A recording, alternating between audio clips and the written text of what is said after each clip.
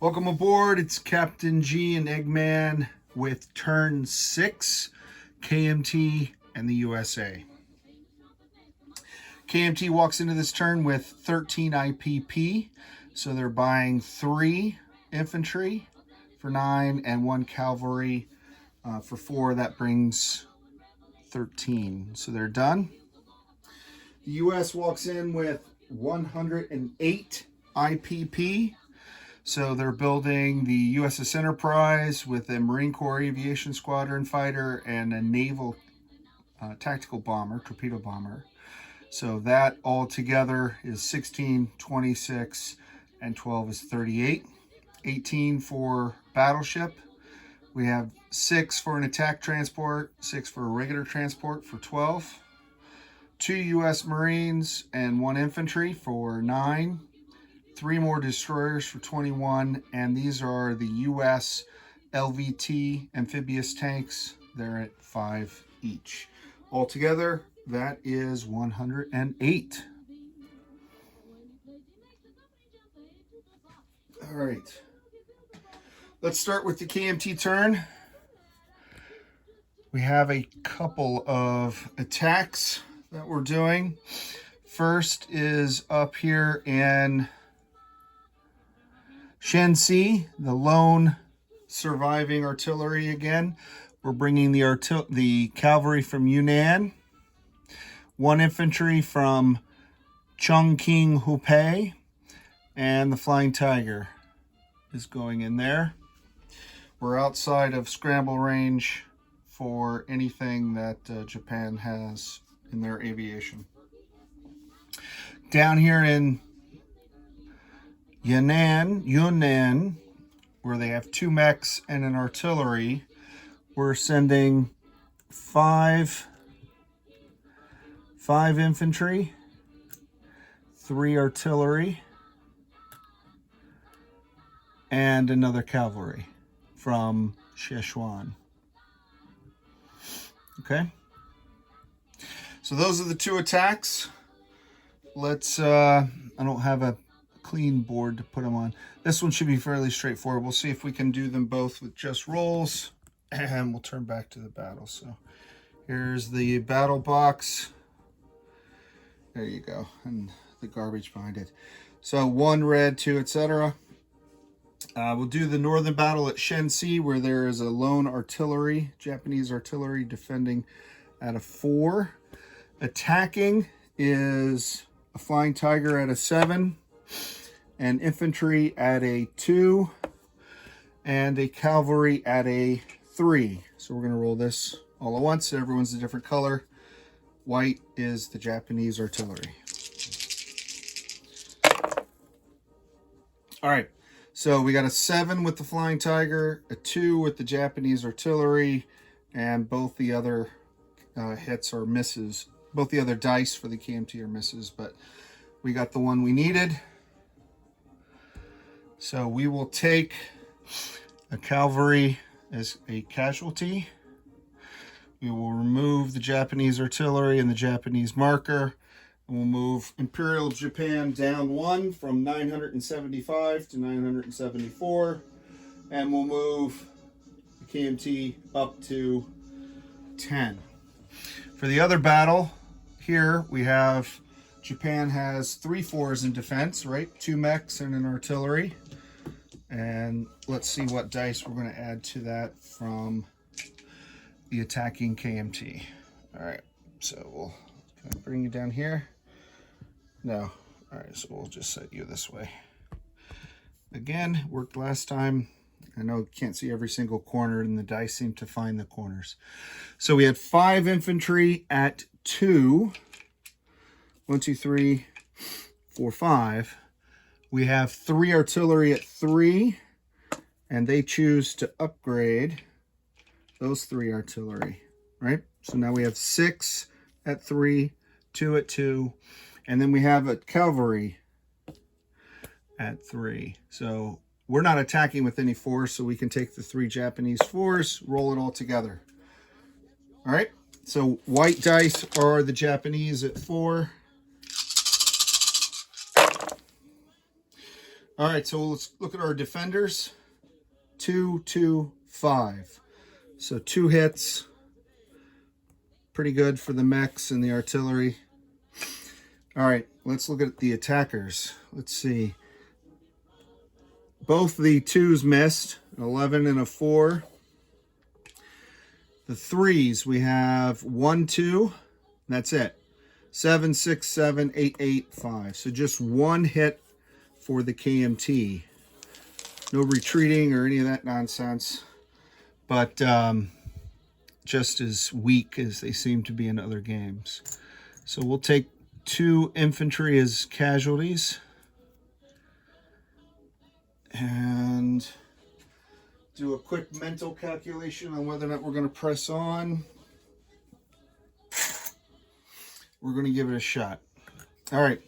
So now there are 2 defenders. We lost the 2 attacking at 2, so we still have 3 infantry at 3, boosted by the 3 artillery and the 1 cavalry. So 7 3s against 2 4s. Come on, math. All right, so this is getting ridiculous. I think Hilltop is training his units a lot more. So that's 2 more hits for the Japanese. 4, 4, 11, 5, 3, 10, 10. So only 1 hit again for the KMT. So they're down 2 units. I'll assume they have a mech left, but I'll say an artillery, because he likes to keep his artilleries for the sole survivors. We got to take 2 more hits. So another infantry and another cavalry. We'll take a cavalry. And with that, with discretion, the better part of valor, this task force, they can retreat anywhere where a unit came from, and the cavalry came from here, so we're going to retreat into Szechuan. So the 2 infantry and the 3 artillery. Would have helped if we had had some Air Force in this battle for sure. All right, so we're going to convert. That's it for combat. For non-combat, Flying Tigers are going to fly back to Szechuan. We're going to move these artillery into Szechuan. We're going to move these infantry into Szechuan. And from Quichao, we're going to move over the 2 artillery and the 1 more infantry. So we're cleaning out those forces and moving them into here.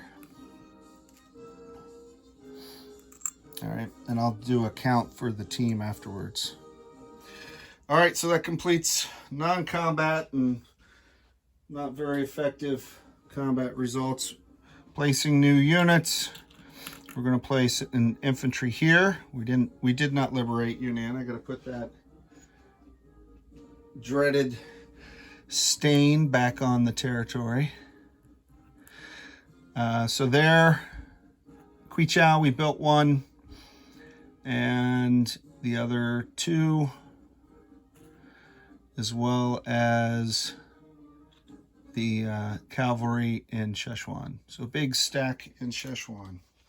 So I'm tracking 10. Let me just validate that. 3, 4, 5, 6, 7, 8, 9, 10. Correct. 10 is the income for the KMT. Cash on hand next turn.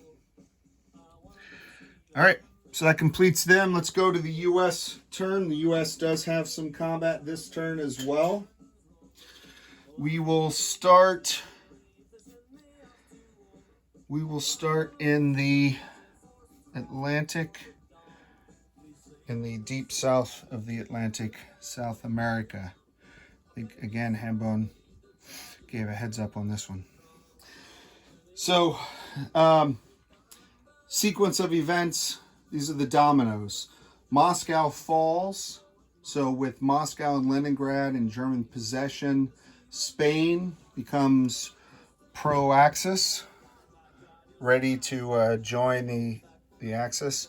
And as soon as Spain goes pro-Axis, then Argentina doesn't wait. They align. They unfurl their fascist flags, and they say, here we are. Now, what happens is as soon as they unfurl their flags, Chile goes pro-Axis, and Peru, Colombia, and Venezuela, as well as Mexico, but Mexico was already aligned, and Brazil, and it was already aligned, joined the U.S. So instantly the U.S. picked up 3 more IPP and 3 more infantry.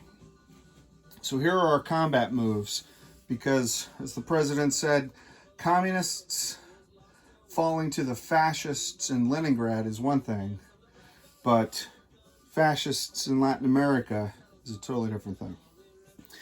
So the first thing we're going to do is these 2 transports in C-Zone 55 are going to move 1 to 51. They're going to embark from Venezuela, Colombia, and Mexico. These 4 infantry. Can you see those 4 infantry? No. Apologies. All right. So the transports move up here. They embark all 4 infantry. That was 1 move. They have 2 left because of the port in Recife. 1, 2, going through the Panama Canal. So that brings them down to that side. And they're going to drop off 4 infantry, and we're going to hit the shores of Chile before they get a chance to go fascist. Sort of a preemptive anti-fascist coup. Then in Corrientes, perhaps, we have an infantry in Peru, an infantry in Boa Vista, and an infantry in Recife. All 3 coming in. So we're attacking that 1 Argentine infantry from 3 different sides. Hopefully that matters. We also moved this. This here represents the U.S. fleet moving down here to combat the Argentine fleet, and they're set up by the battle box. You may have seen them already. And then the last attack here in Santa Cruz, where there are 2 infantry. We're sending 1 from Cortutiba. He's going in. And then all the way up north, the long arm of democracy. This transport will embark the 1 U.S. Marine in Washington. And they'll go 1, 2, 3 to C-Zone 55. Pick up Portobello infantry, and at the extreme southern end it borders Santa Cruz. So the Marine leading the way as always with the 2 Brazilian National Guard. We're going to hit him with 3 ground units. We are also going to have the U.S. Army Air Corps, so the B-17 flying out of Washington. That's what these dice are. Here's my path because I did it a few times to make sure I had it, and I kept forgetting the path. So, out of Washington, 1, 2, 3, 4, 5 into Santa Cruz. It has a range of 6, but with the airbase 7. So the 2 remaining moves are these last 2 dice back into 55, and then they'll land in Portobello, well out of the way, regardless of any results of these battles, one way or the other, the B-17. Okay, so now let's come over here. I'll take you back to the battle board. All right, so the first battle, let's attack Chile. So we have 4 infantry at 2. So I have 4 2s. And 1 4. Let's hope they fight better than the KMT. All right, they did. Wow. 1, 2, 2, 6, and then defense and 9. I think you can see those. Hopefully it's clear. I don't have my glasses on, but looking at the screen, I can see the dice. So Chile is suddenly in the loving embrace of an armed democracy coming ashore. So that's good. No casualties there. The next one is the one in the north. I don't want to leave you hanging. Corteris, where I have 3 now. So now it gets harder. Now I only have 3 yellow dice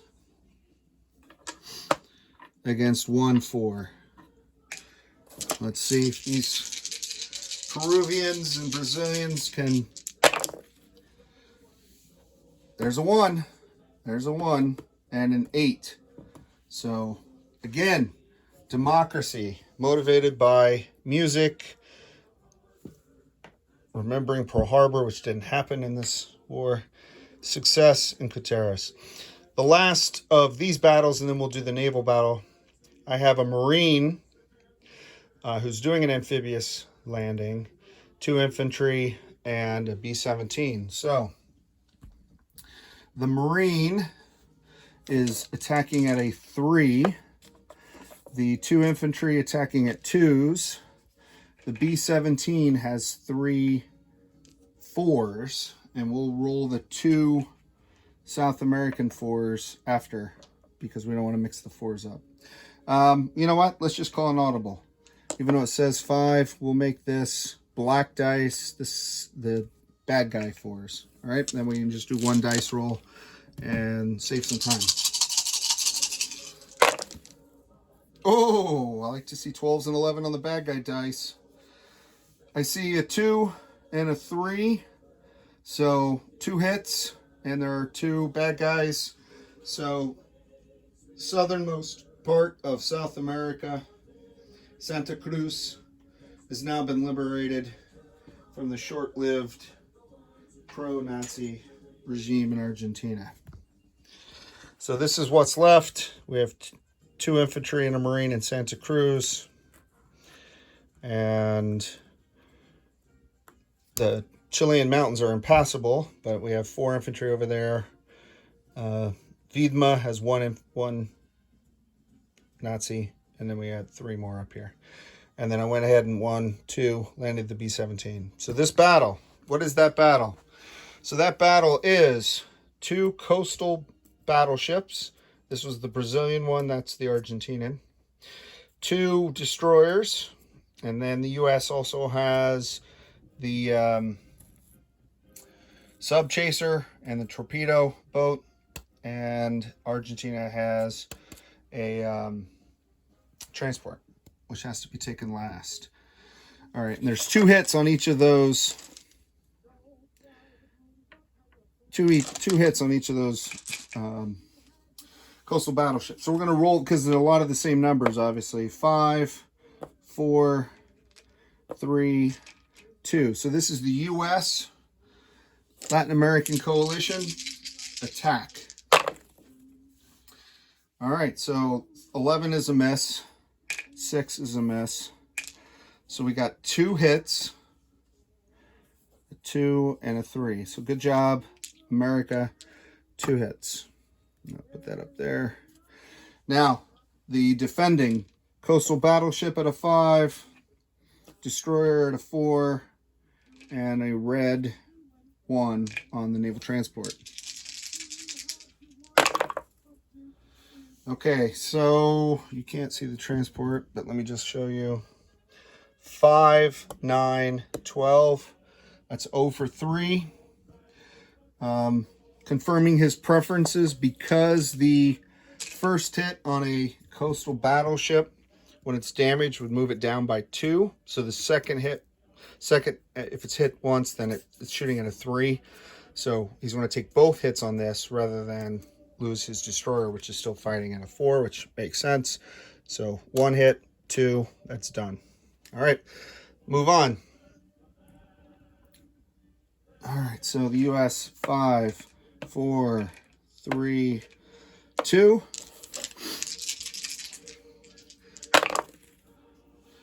We got a 5, and that's it. So just 1 hit, which will be the destroyer, because transports have to go last. So only 1 hit. We got a 4 and a 1 for Argentina. 8 and a 9. All right, well, that's good. So that means we can just roll the next round in 1 because of the red transport. Here we go. Last round, we hope. Let's see. Miss, miss, miss, miss. Everything's a miss. So putting lie to what I just said. Round 4. 2. The coastal battleship got a 2 and a 4 on defense. So we wiped out the Argentine fleet with no casualties. So when we go back here to Latin America, the coastal battleship, the destroyer, the sub chaser, and the torpedo boat are all back. Very successful naval conflict. All right, good job. So that's all of the combats for the U.S. We're going to do some non-combats now. So since we already landed the B-17, we flew it around to Portobello. Up here, we're going to move these 2 U.S. destroyers to this coalition naval conference in Newfoundland. Turns out, don't you know it, Comrade Stalin was on the battleship the whole time. That was his NKVD guard outside the Kremlin. So Russia will continue to fight. Good job, Russia. That's it for the Atlantic. Let's go over to the Pacific. We go over to the Pacific. We have these 2 submarines off the Solomons. They're going to go 1-2 and join their Anzac brothers and introduce themselves to their Anzac sisters in a port of call down here in Sydney. Also, the U.S. fleet off the coast of San Diego is going to go 1-2 to the Hawaiian Islands. The Hawaiian Islands. So that fleet are these 2 cards. So both those as they stand now. And then the transports on there. Let me take you up so you can see it a little closer because I'm doing this new let the audience see better camera angle. All right, so the attack transport and the 3 existing transports, we're buying more, but the ones we have now can carry a total of 6 units down here. So the 1st Marine Corps, we're going to bring 2 artillery, the one from Western United States and the one from San Diego, which means this fighter is going to stay and it'll have to fly on its own. I'm going to bring this. So 2 artillery and the AA gun and 3 Marines. So that puts 4 Marines ashore and 1 U.S. infantry left ashore. Okay, so down here the 6, 2 artillery, 1 AA, which I like to keep on the board so I can keep track of where it is, and 3 Marines are in this 1, 2, 3, 4. I'll wait. Oh no, I'm shorting myself 2. All right, 2 more Marines. Here we go. Yep. Okay, good deal. So that's 4 transports worth of stuff, as well as this entire fleet down here in Hawaii. This TAC bomber is going to fly 1, 2, 3, 4. So it'll rejoin on its own power, that Army tactical bomber. And we're going to move this guy up to Western United States. And the guy out of Baja, Mexico will move up to Southwest United States. All right, that's it for the Pacific side. Let's, well, I might as well stay there as I try to very diligently and carefully bring over the build chart and let's place units. We're closing in on the end of this afternoon's program. So we can build 10 units at this major factory. We're going to build the Enterprise, its torpedo bomber, and marine fighter squadrons. So that's 3. The battleship is 4. The 2 transports are 5 and 6. Attack transport and regular transport. So we can build 4 more. We're going to build 2 LVTs in San Diego, obviously, because that's where the factory is. And then 2 destroyers. 4, 5, 6, 7, 8, 9, 10. So the rest, well, not the rest. 1 infantry is at the recruiting center here on Hawaii. All right, now let's go over to the Atlantic.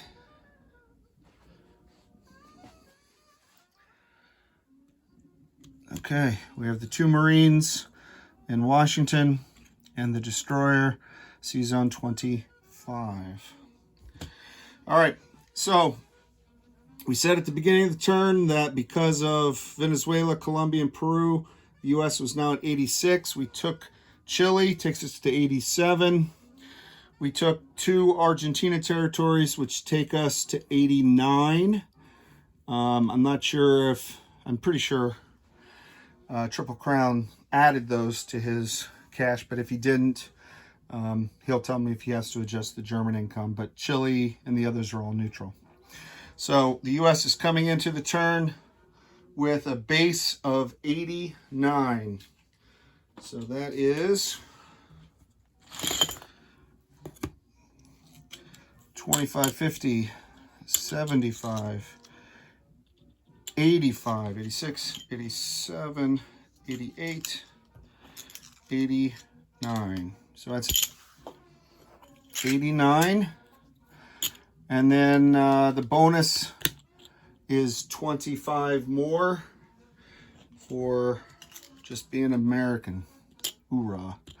So that is 114 altogether. All right, with that, I'll do a recap separate. Send that to my fellow players. For Eggman, I'm Captain G. Over and out.